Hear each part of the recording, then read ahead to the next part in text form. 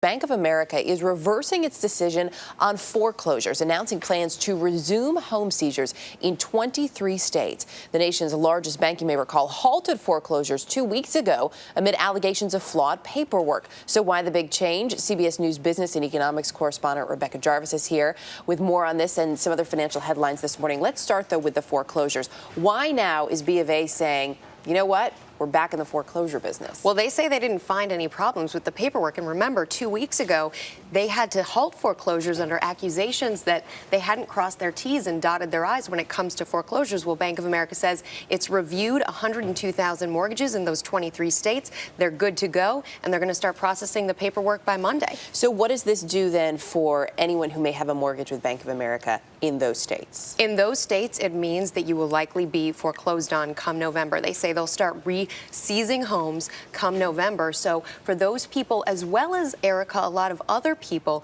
who have mortgages with other banks where we've seen halts in foreclosures can probably expect to see their home seized. And why do I say other banks? Well, Bank of America is the first one to market with this news, but many analysts are expecting we're going to hear the same thing from other banks. Because they'll follow. It's also the nation's largest bank, so you expect them to go right first.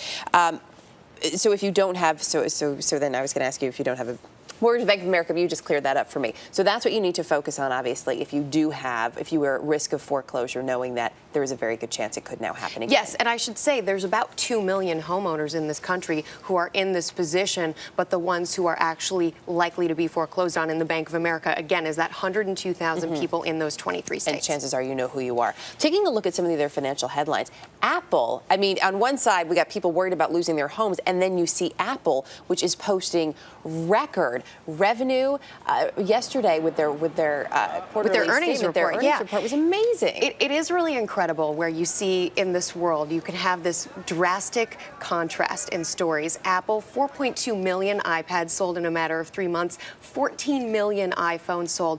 It basically goes to show you that there are consumers out there who still want to spend money and are willing to spend it on the new technology and the new gadgets. They're still willing to spend $400 on an iPhone. And Apple had said, you know what, if we could have made more, we would have sold more. That's right. Incredible. They say, yeah, exactly. Good point. Rebecca, good to have you with us. Thanks.